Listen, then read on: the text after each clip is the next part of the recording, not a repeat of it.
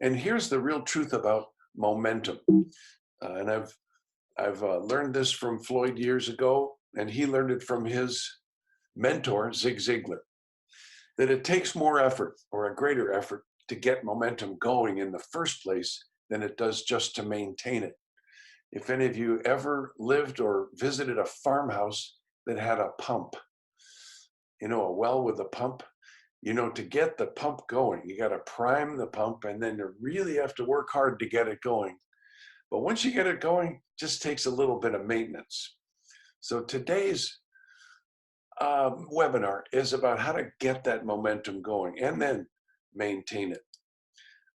Because here's what Floyd says: getting your mojo back, it's not about how you feel, it's about what you do. So we're going to ask you to do this. Treat the webinar today like a buffet, okay? You're not going to eat everything on the buffet.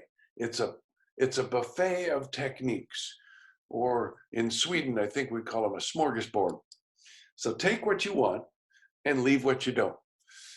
If just one thing helps you regain your momentum and get on track and stay on track this year, then it's going to be worth it to me. So I'm not going to take a lot of time on each of the points. I believe there's 11 or 12 of them.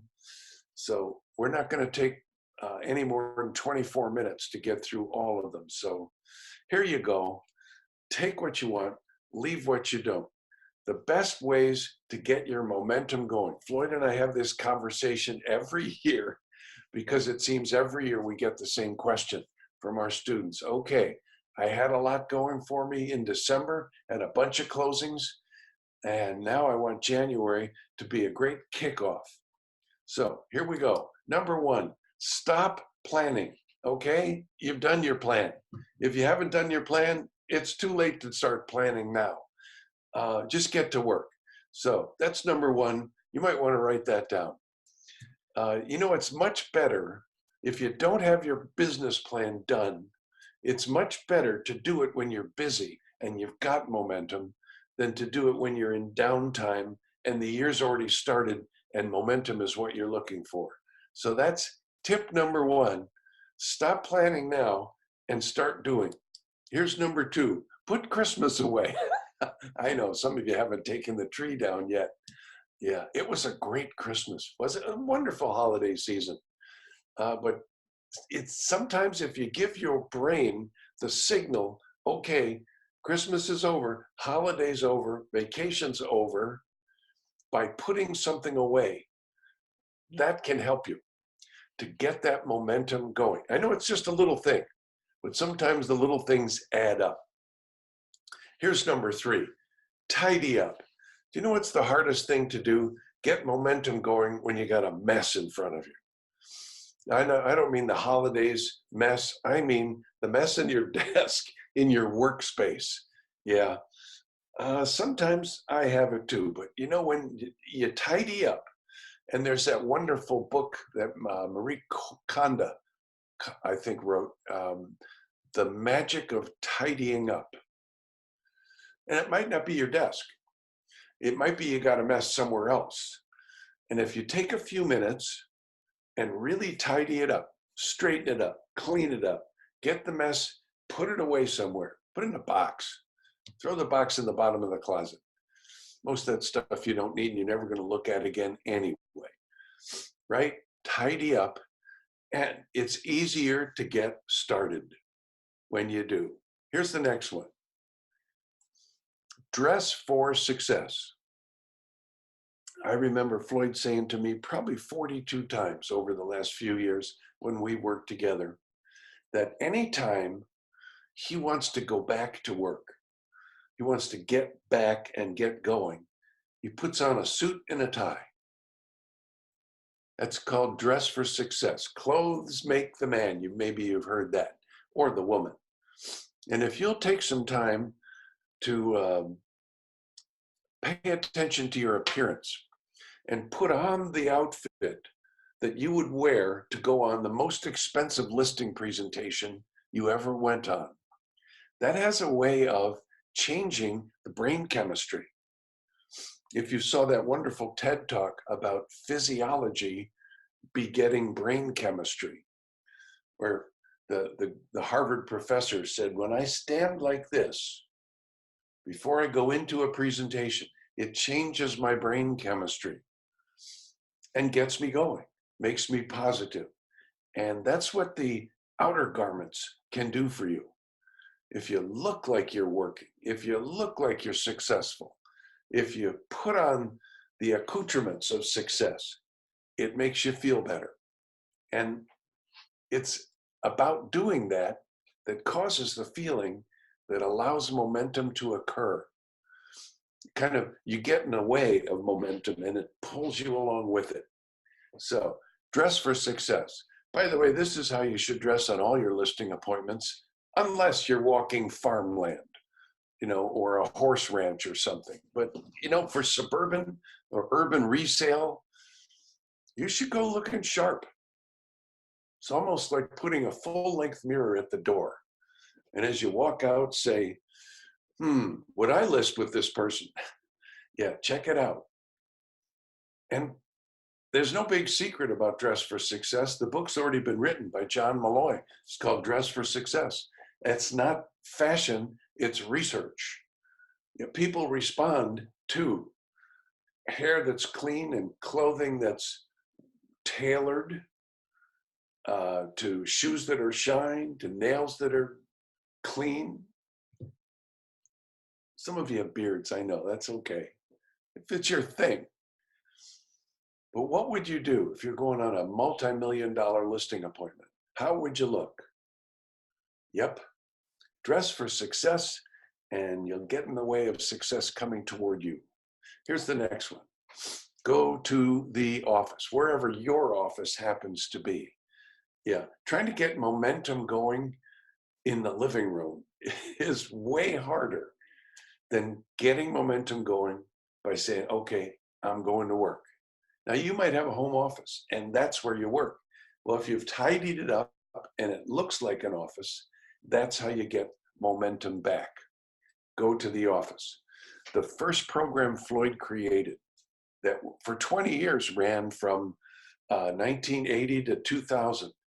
You may have heard of it. Yeah, it had that icky name, Sweat Hogs. But that first program he created had an assignment that everybody had to do. It was go to the office 3 mornings a week at 9 a.m.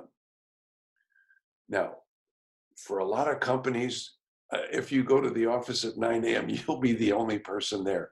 Or you might have trouble finding the office because it doesn't exist. Well, this is a metaphorical going to the office that we're talking about. That assignment was go to the office at 9 a.m. 3 days a week and sit at your desk and open up the crisscross directory and pick a street quick. Start at the bottom and work your way up and call till you get one. Remember that? Some of you lived through that. Yeah, that was back in the old cold calling days. But what was the key? The key was going to the office. As Floyd said many times, the hardest part about working out is getting up off the couch, putting on that first tennis shoe. Yeah, the hardest part of getting back to work might be going to the place where you associate work, momentum, closings, good stuff happening. You just like dressing for success, you got to put yourself in a physical location for momentum to occur. Here's the next tip. Establish a morning routine. And here's why. If you open your eyes first thing in the morning and check email or pick up your phone or turn on the TV, that day is pretty much lost in terms of attention and direction and working smart. But if you develop a morning routine that prepares you for work to be your most successful, and I want to give you some ingredients of a morning routine that you did at our business breakthrough late last year, a 2-day business planning workshop. You remember Floyd's affirmation, I will always be guided to do and say the things that contribute to my success. Well, how is that possible? How is it that you can always be guided. Well, just like momentum, you've got to put yourself in the way of guidance coming to you. And that's where a morning routine really comes into play. It's usually a place of quiet, usually a place where you can be alone or with some other people who are also being quiet. And do what you do to put yourself in a receptive state to being guided. Some people call it the still small voice. Some people call it intuition, hunches.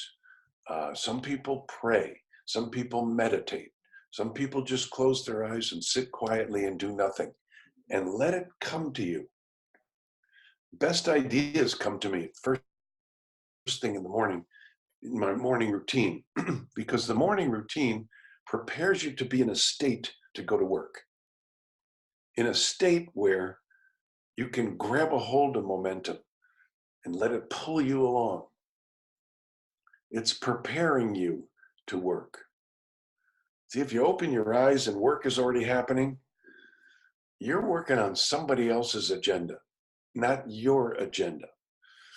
Now, your morning routine should also include, my opinion, writing your thoughts down. Obviously, it should include looking at your to-do list and picking out the top 5. When you're in the right mental state, the right emotional state, it's easier to see what's important, what are priorities. And you know what Floyd says about priorities. He says, top producers consistently work high priority activities. Low and non-producers don't. So how do we figure out what's a high priority? The morning routine will direct you there. To think, as Napoleon Hill says, think and grow rich. When you think about your to-do list and you think about what's important and you ask for guidance, it all becomes clearer. And that's the kind of day where you can focus, where you can pay attention. If your day begins with this distraction and that distraction, you're driving down a highway that's littered with billboards, and all you're doing is looking at the billboards and not paying attention to where you're going. It's like being on 294 outside Chicago. It's billboard heaven there. Yep. And it's hard to pay attention, especially when you're going 70 miles an hour. So that's the value of a morning routine. It centers you, it balances you, it quiets you, but most importantly, it prepares you to figure out what's important and work on that. Here's the next tip on getting your momentum back. Make a list of people to contact. Yep, a list of people to contact. Now, you might do it by phone, you might do it on paper, you might do it in your CRM, doesn't really matter, but make a list. Your friends, your family, your neighbors, people you know, people who know people you know, people you have a connection with, people on your mailing list, to get momentum going. And when you see that list, all of a sudden you start thinking, you know what? I do have business waiting for me out there. It's not as bleak as I thought. Yeah, do you ever have that feeling? You wake up and you go, ooh, who am I going to talk to today? I don't have anyone to talk to. Well, do a little research. You'll be surprised. Make a list of people to contact. That making of the list helps momentum get started. All right, we're going to keep going. Here we go. Next one, do a systems check. Yep, that's a pilot. I don't ever want to get on a plane that takes off without the pilot doing the systems check first. So what are your systems? Do you have a data input system? Do you have a contract to closing system? Do you have a prospecting system? Check out your systems. This is a way to get your mojo working again, to make sure that when business does come to you, you're prepared to handle it. Systems check. Next one, set a date. Okay, today is the 9th. Circle the 15th on your calendar and make a commitment to yourself. By the 15th, I will have momentum back. Just the act of setting the date, making that commitment, doing it publicly, putting a date up in front of you. Take out your calendar. Take out your year at a glance calendar. Yeah, I color code mine, that's for sure. And circle that date when I'm going to have my mojo back and working, and I'll be at full speed by this date. Just the making of that commitment alone, oh boy, what that does for you. Are you keeping up? Am I going too fast? Okay, I'm going to skull. So we say here in Minnesota when we have a drink, yep, it's water. Here's our next one. Have conversations. Yeah, I know. It's review your goals, renew your commitment, and return to the basics. What's the most basic you can do in real estate? Remember what Floyd says, it's not about how you feel, it's about what you do. So make a commitment to start having conversations today. And by the 15th, you'll have your mojo back. Your momentum will be going. Who can you have conversations with? Well, you can call people, you can text people, you can write to people, you can go visit people. All of that will start conversations. I happen to like writing thank you notes. A friend of ours, Luke Sasek, who works for Cutco Knives, comes to our events. He gave away $500 worth of knives at our last event. He sent me a book, and I really liked the book. It was about the Mr. Thank You Project. Here's a guy who made a one-year commitment to write 5 thank you letters a day for a full year and never skip a day. And he did it. Changed his life. It's all about expressing gratitude. It's a great way to start the day. But calling, have conversations, text people. They'll call you back and have conversations, especially if they're young. You know, nobody young answers the phone. They want you to text them first, right? Or go out and visit people. Go out and visit people you know, people who know people you know, people you have a connection with. Remember that list? Sure. Visit all the people you did a deal with last year. Visit all the people you had a conversation with last year, or call them. There's lots of people to have conversations, and it is the beginning of everything else. In our coaching program, in our training programs, we track how many conversations a day people have, or a week rather. Yeah, how many conversations, qualifying. That means real estate's involved. And over the last 11 years, tracking the numbers, it turns out you'll end up with a listing appointment for every 9 conversations you have. That's just an average. Now, for some people, it's 22. For some people, it's 3. They're really good or they're calling a better list, but the average is 9 or so. So how much effort would it take to have 9 conversations? Not a lot. You could at least try that one day. Today, I'm going to have 9 conversations. You'll see what happens. It's pretty good. And harness the power of until. Meaning, today I'm going to keep dialing until I have 9 conversations. Today I'm going to text until I get 9 responses.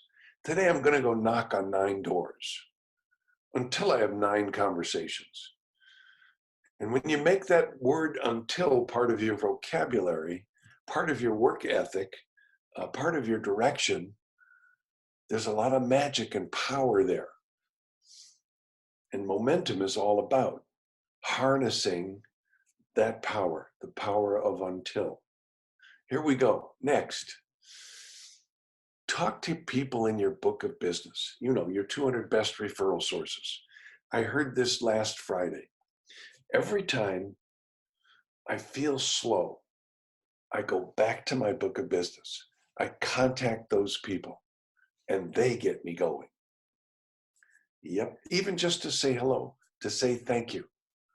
You don't even have to ask for business, but your book of business will always get you back in business, get your momentum back.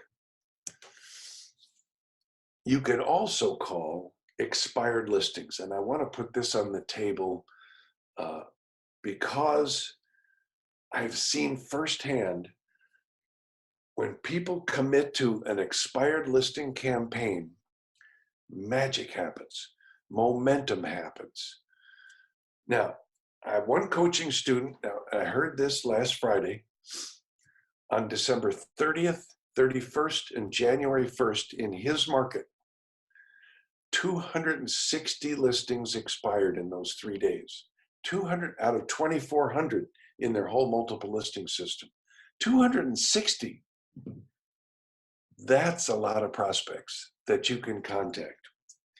Here's what we know about expired listings.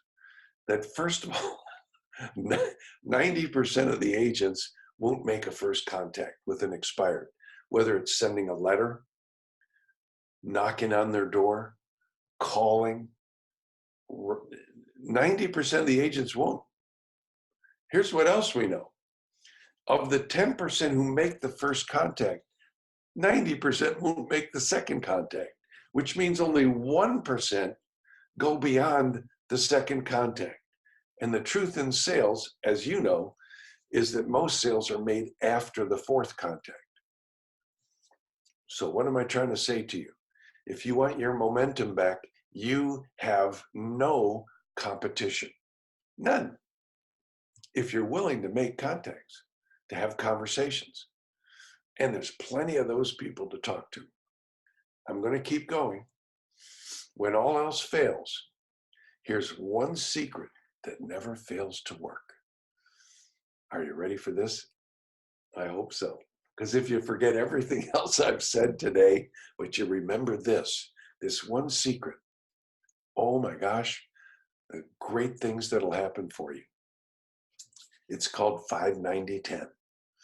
It's get yourself a partner, a prospecting partner, or a momentum partner, or a tidying up partner, or a writing thank you notes partner. It doesn't matter what the activity is. We do it for prospecting in our program and in our coaching. But you can use it for anything. I had a 5-90-10 partner for doing my taxes because I don't like doing taxes. I like having them done. I like paying them. I'm a happy taxpayer. But you know, sometimes you just get, what's that called? Avoidance behavior. Yeah. Okay. Here's what you and your partner do. You block out 90 minutes. And then 5 minutes before the 90 minutes starts, you talk to each other. Here's my goal for the next 90 minutes. I'm going to do this. And then you do it for 90 minutes, whether it's dialing or filing or writing or whatever it happens to be, working out. And then for 10 minutes after the 90, you talk to each other. You compare notes. Yep, compare results. If you will get a partner and make an appointment with that partner, odds are better that you'll show up and start doing. They're just better. Whenever I do a program, I have everybody say, hey, Mike, how do I make myself make more calls? Go ahead, ask me. Hey, Mike, how do I make myself more calls? You can't. Stop trying. Get a partner, and your partner will help you make more calls. See, if you were going to make more calls, you already would be doing it. 5-90-10. It's a secret sauce that really gets momentum going. Now, if you'd like to find out more about 5-90-10, because we partner people up in our Livestream program, you can take the Floyd Wickman program without leaving home, without having to go anywhere, right on your computer. Livestream, it's 10 sessions. It starts Thursday, February 13th. We go from 10:30 to noon. There's 10 sessions, and you get all the student resources that you would get in a live program. It's called floydlivestream.com. Go check it out. And one last tip, if you will, okay? our core values to always, you've heard them before, live by the get by giving philosophy, to always make my clients' number one goal my number one goal, always live up to my standards despite temptations to lower them, to always be willing to work toward a common good. But here's the big one: to always do what I say I will do, sometimes more, just never less. Now, if all you do is what you say you're going to do, you're probably miles ahead of most everybody. But if you add that little bit more, that's where momentum comes from, because it's a surplus, because you're giving a use value greater than the cash value that you charge. You're creating surplus, and out of surplus comes momentum. That's how we feed the world, by creating surplus. We have more food than we need in this country to feed ourselves. It's the surplus that makes it all work. And I want to leave you with a quote from one of my heroes, one of Floyd's heroes, Earl Nightingale, that talks about the sometimes more, because it might just be the key to momentum for you. And here's the quote: do your work, not just your work and no more, but a little more for the lavishing sake. In New Orleans, they call it lagniappe. That baker's dozen, that little bit extra, that little more which is worth all the rest. And if you suffer, as you must, and if you doubt, as you must, just do your work. Put your heart into it, and the sky will clear. And then out of your very doubt and suffering will be born the supreme joy of life. Thanks all for joining. Get your mojo back. See you next time.